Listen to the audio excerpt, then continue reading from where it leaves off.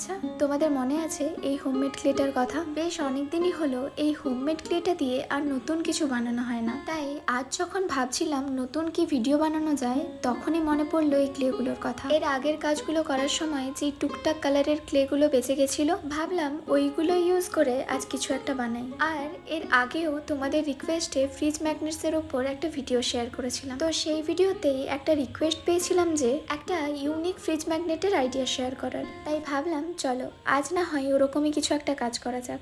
আর তোমরা অনেকেই জিজ্ঞেস করে থাকো যে এই হোমমেড ক্লেটা আমি কিভাবে বানালাম। তো এই ক্লে বানানোর একটা ডিটেল ভিডিও কিন্তু আমি অলরেডি পোস্ট করে রেখেছি, তোমরা চাইলে ফেসবুক বা ইউটিউব থেকে চেক আউট করে নিতে পারো। তো এই তো কথা বলতে বলতে কাজটাও কিন্তু প্রায় কমপ্লিট। ফার্স্টে একটু ফাঁকা ফাঁকা লাগাই, ভাবলাম একটা কিউট ফেস স্ট্রাকচার করে দিই। এবার দেখে বলো তো এই কিউট ফ্রিজ ম্যাগনেটটা তোমাদের কেমন লাগলো। আজ এতটুকুই, খুব তাড়াতাড়ি দেখা হচ্ছে অন্য কোনো ভিডিওতে।